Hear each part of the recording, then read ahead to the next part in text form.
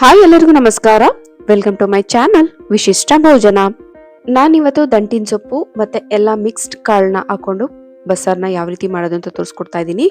ತೊಗರಿ ಬೇಳೆ, ಹಲಸುಂಡೆ ಕಾಳು, ಹೆಸರು ಕಾಳು ಎಲ್ಲವನ್ನು ಸೇರಿಸಿ ಸೊಪ್ಪಿನ ಜೊತೆ ಯಾವ ರೀತಿ ತುಂಬಾನೇ ಟೇಸ್ಟಿಯಾಗಿ ಪಕ್ಕಾ ಹಳ್ಳಿ ಶೈಲಿಯಲ್ಲಿ ಯಾವ ರೀತಿ ಮಾಡೋದು ಅಂತ ನೋಡ್ಕೊಳ್ಳೋಣ.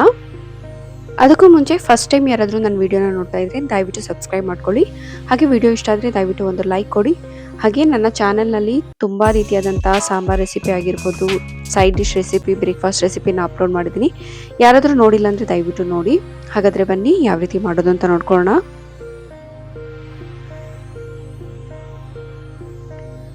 ಮೊದಲಿಗೆ ಸೊಪ್ಪನ್ನ ಚೆನ್ನಾಗಿ ಒಂದು 4-5 ಸಲ ಚೆನ್ನಾಗಿ ತೊಳ್ಕೊಂಡು ಈ ರೀತಿ ಸಣ್ಣದಾಗಿ ಕಟ್ ಮಾಡಿ ಇಟ್ಕೊತಾ ಇದ್ದೀನಿ. ನೋಡಿ, ಈ ರೀತಿ ಸಣ್ಣದಾಗಿ ಕಟ್ ಮಾಡಿ ಒಂದು ಪಾತ್ರೆಗೆ ಹಾಕಿಟ್ಕೊಂಡಿದ್ದೀನಿ. ನಾನಿಲ್ಲಿ ಆಲ್ರೆಡಿ ಒಂದು ಪಾತ್ರೆಯಲ್ಲಿ ತೊಗರಿಬೇಳೆ, ಅಲಸಂಡೆ ಕಾಳು ಹಾಗೂ ಹೆಸರು ಕಾಳನ್ನು ಸಮ ಪ್ರಮಾಣದಲ್ಲಿ 1 ಬಟ್ಲಾಗುವಷ್ಟು ತೆಗೆದುಕೊಂಡಿದ್ದೀನಿ. ನೀವು ಸೊಪ್ಪನ್ನ ನೋಡಿಕೊಂಡು ಅದ್ರ ಅಳತೆ ಪ್ರಕಾರ ಅದಕ್ಕೆ ತಕ್ಕಂಗೆ ನೀವು ಕಾಳುಗಳನ್ನ ಸೇರಿಸ್ಕೊಳ್ಳಿ. ನಾನಿಲ್ಲಿ 1 ಬಟ್ಲಾಗುವಷ್ಟು 3 ಸೇರಿಸಿ ತೆಗೆದುಕೊಂಡಿದ್ದೀನಿ. ಇದನ್ನು ನಾನು 1/4 ಭಾಗ ಬೇಯುವಷ್ಟು ಬೇಯಿಸ್ಕೊಂಡಿದ್ದೀನಿ. ಈಗ 1/4 ಭಾಗ ಬೆಂದಿದೆ. ಇವಾಗ ಇದಕ್ಕೆ ಚೆನ್ನಾಗಿ ತೊಳೆದಿಟ್ಕೊಂಡಿರುವಂಥ ಸೊಪ್ಪನ್ನ ಸೇರಿಸಿ ಜೊತೆಗೆ ರುಚಿಗೆ ತಕ್ಕಷ್ಟು ಉಪ್ಪನ್ನು ಕೂಡ ಸೇರಿಸಿ ಒಂದು 10 ನಿಮಿಷ ಇದನ್ನ ಬೇಯಿಸ್ಕೊಳ್ಳೋಣ. ಆಗ ಕಂಪ್ಲೀಟ್ ಆಗಿ ಕಾಳುಗಳು ಕೂಡ ಚೆನ್ನಾಗಿ ಬೆಂದಿರುತ್ತೆ, ಜೊತೆಗೆ ಸೊಪ್ಪನ್ನು ಕೂಡ ಚೆನ್ನಾಗಿ ಬೆಂದಿರುತ್ತೆ. ಈಗ ಸೊಪ್ಪು ಕಾಳು ಹದವಾಗಿ ಬೆಂದಿದೆ, ನೋಡ್ತಾ ಇರ್ಬೋದು ನೀವು. ನಾವು ಕುಕ್ಕರಲ್ಲಿ ಬೇಯಿಸ್ಕೊಂಡ್ರೆ ಕಾಳುಗಳು ತುಂಬ ಮಸ್ಕೊಂಡ್ಬಿಡುತ್ತೆ, ತುಂಬ ಜಾಸ್ತಿ ಬೆಂದೋಗ್ಬಿಟ್ಟಿರುತ್ತೆ. ಆಗ ಸೊಪ್ಪು ಕಾಳು ಅಷ್ಟು ರುಚಿಯಾಗಿ ಅಷ್ಟು ಚೆನ್ನಾಗಿ ಉದುರುದ್ರಾಗಿ ಇರೋದಿಲ್ಲ ಅಂತ ನಾನು ಪಾತ್ರೆಯಲ್ಲೇ ಬೇಯಿಸ್ಕೊಳ್ತಾ ಇದ್ದೀನಿ. ನೋಡಿ, ಈಗ ಹದವಾಗಿ ಸೊಪ್ಪು ಕಾಳು ಬೆಂದಿದೆ. ಇವಾಗ ಇದನ್ನ ನೀರನ್ನು ಬಸ್ಕೊಂಡು ಸಪ್ರೇಟಾಗಿ ಒಂದು ತಟ್ಟೆಯಲ್ಲಿ ಈ ಸೊಪ್ಪು ಕಾಳನ್ನ ಕಂಪ್ಲೀಟ್ ತಣ್ಣಗಾಗೋವರೆಗೂ ಚೆನ್ನಾಗಿ ಆರಿಸ್ಕೊಳ್ಳೋಣ. ನೋಡಿ, ಈ ರೀತಿ ಕಂಪ್ಲೀಟ್ ತಣ್ಣಗಾಗೋವರೆಗೂ ಒಂದು ತಟ್ಟೆಗೆ ಈ ರೀತಿ ಹರಡಿಕೊಂಡು ಚೆನ್ನಾಗಿ ಆರಿಸ್ಕೊಳ್ಳೋಣ. ಇದರಲ್ಲಿ ನಾನು ಸ್ವಲ್ಪ ಕಾಳು ಅಂಥದನ್ನ ಒಂದು ಬಟ್ಲಿಗೆ ತೆಗೆದಿಟ್ಕೊಳ್ತಾ ಇದ್ದೀನಿ. ಮಸಾಲೆಗೆ ರುಬ್ಬೋದಕ್ಕೆ ಬೇಕಾಗುತ್ತೆ ಅನ್ನೋದಕ್ಕೋಸ್ಕರ ಈ ರೀತಿ ಕಾಳು ಇರೋ ಅಂಥದನ್ನ ಸ್ವಲ್ಪ ಈ ರೀತಿ ತೆಗೆದಿಟ್ಕೊಂಡ್ರೆ ಸಾಕಾಗುತ್ತೆ. ನೋಡಿ, ಇಷ್ಟಾದರೆ ಸಾಕು. ಇವಾಗ ಮಸಾಲೆನ ರೆಡಿ ಮಾಡ್ಕೊಳ್ಳೋಣ. ಒಂದು ಪ್ಯಾನ್ಗೆ 2 ಸ್ಪೂನ್ ಆಗುವಷ್ಟು ಎಣ್ಣೆನ ಹಾಕೊಳ್ತಾ ಇದ್ದೀನಿ. ಎಣ್ಣೆ ಸ್ವಲ್ಪ ಬಿಸಿ ಆದಮೇಲೆ ಒಂದು ದಪ್ಪ ಗೆಡ್ಡೆ ಆಗುವಷ್ಟು ಬೆಳ್ಳುಳ್ಳಿನ ಸೇರಿಸ್ಕೊಂಡು ಸ್ವಲ್ಪ ಕಲರ್ ಚೇಂಜ್ ಆಗೋವರೆಗೂ ಫ್ರೈ ಮಾಡ್ಕೊಳ್ಳೋಣ. ಇದು ಸ್ವಲ್ಪ ಕಲರ್ ಚೇಂಜ್ ಆದಮೇಲೆ ಇದಕ್ಕೆ 2 ಮೀಡಿಯಂ ಸೈಜ್ ಈರುಳ್ಳಿನ ಈ ರೀತಿ ದಪ್ಪದಾಗಿ ಕಟ್ ಮಾಡಿಕೊಂಡು ಅದನ್ನು ಕೂಡ ಸೇರಿಸ್ಕೊಂಡು ಚೆನ್ನಾಗಿ ಸ್ವಲ್ಪ ಟ್ರಾನ್ಸ್ಪರೆಂಟ್ ಆಗೋವರೆಗೂ ಫ್ರೈ ಮಾಡ್ಕೊಳ್ತಾ ಇದ್ದೀನಿ.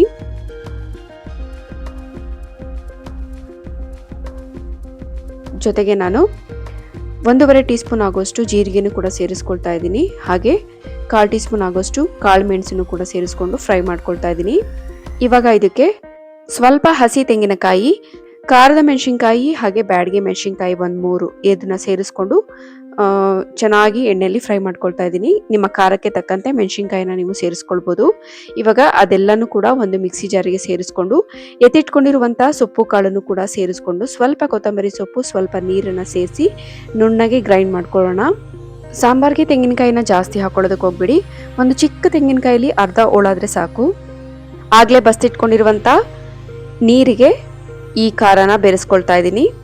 ಇದನ್ನ ಒಂದ್ಸಲ ಚೆನ್ನಾಗಿ ಮಿಕ್ಸ್ ಮಾಡಿಕೊಂಡು ಆಲ್ರೆಡಿ ನಾನು ಒಂದು ಬಟ್ಲಿಗೆ ಒಂದು ನಿಂಬೆ ಹಣ್ಣಿನ ಗಾತ್ರದಷ್ಟು ಹುಣಸೆ ಹಣ್ಣನ್ನ ಸ್ವಲ್ಪ ಬಿಸಿ ನೀರಲ್ಲಿ ನೆನೆಸ್ಕೊಂಡಿದ್ದೆ. ಬಿಸಿ ನೀರು ಅಂದರೆ ನಾವು ಸಾಂಬಾರಿಗೆ ಬಸ್ತಿಟ್ಕೊಂಡಿದ್ವಲ್ಲ ಅದೇ ನೀರನ್ನು ಹಾಕೊಂಡು ಸ್ವಲ್ಪ ಚೆನ್ನಾಗಿ ನೆನೆಸಿ ಅದನ್ನ ರಸನ ತೆಗೆದಿಟ್ಕೊಂಡಿದ್ದೆ.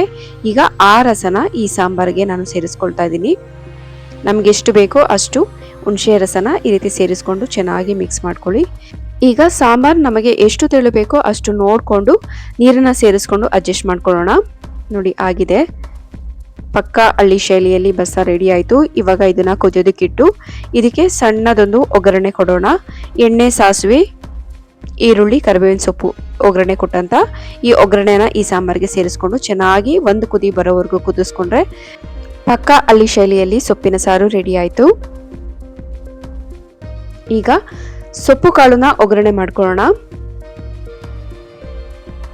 ಅದಕ್ಕೂ ಮುಂಚೆ ಸೊಪ್ಪು ಕಾಳಲ್ಲಿರುವಂಥ ನೀರಿನ ಅಂಶನ ಈ ರೀತಿ ಚೆನ್ನಾಗಿ ಹಿಂಡ್ಕೋಬೇಕು. ನಾನು ಈ ರೀತಿ ಚೆನ್ನಾಗಿ ಅದರಲ್ಲಿರುವಂಥ ನೀರನ್ನ ಹಿಂಡ್ಕೊಂಡು ಸಪ್ರೇಟ್ ಒಂದು ಪ್ಲೇಟ್ಗೆ ಎತ್ತಿಟ್ಕೊಳ್ತಾ ಇದ್ದೀನಿ. ಈ ರೀತಿ ಮಾಡೋದ್ರಿಂದ ನಾವು ಒಗ್ಗರಣೆ ಹಾಕಿದಾಗ ಸೊಪ್ಪು ಕಾಳು ಚೆನ್ನಾಗಿ ಉದ್ರುದ್ರಾಗಿ ಇರುತ್ತೆ ಅನ್ನೋದಕ್ಕೋಸ್ಕರ ಈ ರೀತಿ ನೀರನ್ನು ಸಪ್ರೇಟ್ ಮಾಡ್ಕೊಳ್ಳಿ. ಈ ರೀತಿ ಹಿಂಡಿದಂಥ ಸೊಪ್ಪಿನ ರಸನ ಸಾಂಬಾರ್ಗೆ ಹಾಕೊಳ್ಳಿ. ಇವಾಗ ಸೊಪ್ಪು ಕಾಳು ಒಗ್ಗರಣೆ ಮಾಡ್ಕೊಳ್ಳೋಣ. ಒಂದು ಪ್ಯಾನ್ಗೆ 2 ಟೀ ಸ್ಪೂನ್ ಆಗೋಷ್ಟು ಎಣ್ಣೆನ ಹಾಕೊಂಡು ಒಂದು ಅರ್ಧ ಟೀ ಸ್ಪೂನ್ ಆಗೋಷ್ಟು ಸಾಸಿವೆ ಹಾಕೊಳ್ತಾ ಇದ್ದೀನಿ. ಸಾಸಿವೆ ಚೆನ್ನಾಗಿ ಸಿಡಿದ ಮೇಲೆ ಒಂದು 4 ಖಾರದ ಮೆಣಸಿನಕಾಯಿನ ಈ ರೀತಿ ನಾನು ಮುರಿದಾಕೊಳ್ತಾ ಇದ್ದೀನಿ. ಜೊತೆಗೆ ಒಂದು ರೆಕ್ಕೆ ಕರಿಬೇವಿನ ಸೊಪ್ಪನ್ನು ಕೂಡ ಸೇರಿಸ್ಕೊಂಡು ಸಣ್ಣಗೆ ಹೆಚ್ಚಿರುವಂಥ 2 ಮೀಡಿಯಂ ಸೈಜ್ ಈರುಳ್ಳಿನೂ ಕೂಡ ಇದಕ್ಕೆ ಸೇರಿಸ್ಕೊಂಡು ಈರುಳ್ಳಿ ಟ್ರಾನ್ಸ್ಪರೆಂಟ್ ಆಗೋವರೆಗೂ ಚೆನ್ನಾಗಿ ಎಣ್ಣೆಯಲ್ಲಿ ಫ್ರೈ ಮಾಡ್ಕೊಳ್ತಾ ಇದ್ದೀನಿ. ಸ್ವಲ್ಪ ಟ್ರಾನ್ಸ್ಪರೆಂಟ್ ಆಗೋವರೆಗೂ ಈರುಳ್ಳಿ ಚೆನ್ನಾಗಿ ಫ್ರೈ ಆದಮೇಲೆ ಇದಕ್ಕೆ ಸ್ವಲ್ಪ ತುರಿದಂಥ ಹಸಿ ತೆಂಗಿನಕಾಯಿನ ಸೇರಿಸ್ಕೊಳ್ತಾ ಇದ್ದೀನಿ. ಇದನ್ನು ಕೂಡ ಚೆನ್ನಾಗಿ ಒಂದ್ಸಲ ಮಿಕ್ಸ್ ಮಾಡಿಕೊಂಡು ನೀರನ್ನು ಹಿಂಡಿ ಇಟ್ಕೊಂಡಿರುವಂಥ ಸೊಪ್ಪು ಕಾಳನ್ನು ಇದಕ್ಕೆ ಈ ರೀತಿ ಉದ್ರುದ್ರಾಗಿ ಸೇರಿಸ್ಕೊಂಡು ಒಂದ್ಸಲ ಚೆನ್ನಾಗಿ ಮಿಕ್ಸ್ ಮಾಡಿದ್ರೆ ಆಯಿತು. ಸೊಪ್ಪು ಕಾಳು ರೆಡಿ ಆಯಿತು. ನಿಮ್ಮ ಸೊಪ್ಪಿನ ಕ್ವಾಂಟಿಟಿ ನೋಡಿಕೊಂಡು ನೀವು ಕಾಳನ್ನು ಸೇರಿಸ್ಕೊಳ್ಬೋದು. ಬಸ್ಸಾರನ್ನ ಒಬ್ಬೊಬ್ರು ಒಂದೊಂದು ರೀತಿ ಮಾಡ್ತಾರೆ. ಕೆಲವರು ಈರುಳ್ಳಿ ಬೆಳ್ಳುಳ್ಳಿನ ಸುಟ್ಕೊಂಡು ಮಾಡ್ತಾರೆ, ಕೆಲವರು ಈ ರೀತಿ ಎಣ್ಣೆಯಲ್ಲಿ ಫ್ರೈ ಮಾಡ್ಕೊಂಡು ಮಾಡ್ತಾರೆ. ಪಕ್ಕ ಈ ವಿಧಾನದಲ್ಲಿ ಒಂದ್ಸಲ ಟ್ರೈ ಮಾಡಿ ನೋಡಿ, ತುಂಬಾನೇ ಚೆನ್ನಾಗಿರುತ್ತೆ. ಉಪ್ಪು ಹುಳಿ ಖಾರ ಎಲ್ಲವೂ ಕೂಡ ಪರ್ಫೆಕ್ಟ್ ಆಗಿದೆ. ಬಿಸಿ ಬಿಸಿ ರಾಗಿ ಮುದ್ದೆ ಜೊತೆ ಈ ಬಸ್ಸಾರು ಸೊಪ್ಪಿನ ಪಲ್ಯ ಅಂತೂ ತುಂಬಾನೇ ರುಚಿಯಾಗಿರುತ್ತೆ. ಐ ಹೋಪ್ ನಿಮ್ಗೆ ಈ ರೆಸಿಪಿ ಇಷ್ಟ ಆಗಿದೆ ಅಂತ ಅನ್ಕೊಳ್ತೀನಿ. ಇಷ್ಟ ಆಗಿದ್ರೆ ದಯವಿಟ್ಟು ಒಂದು ಲೈಕ್ ಕೊಡಿ, ಹಾಗೆ ನಿಮ್ಮ ಫ್ಯಾಮಿಲಿ ಅಂಡ್ ಫ್ರೆಂಡ್ಸ್ಗೆ ಶೇರ್ ಮಾಡಿ. ಹಾಗೆ ಫಸ್ಟ್ ಟೈಮ್ ಯಾರಾದರೂ ನನ್ನ ವಿಡಿಯೋನ ನೋಡ್ತಾ ಇದ್ರೆ ದಯವಿಟ್ಟು ಸಬ್ಸ್ಕ್ರೈಬ್ ಮಾಡ್ಕೊಳ್ಳಿ. ಮತ್ತೆ ಸಿಗೋಣ ಒಂದೊಳ್ಳೆ ರೆಸಿಪಿಯೊಂದಿಗೆ. Thank you.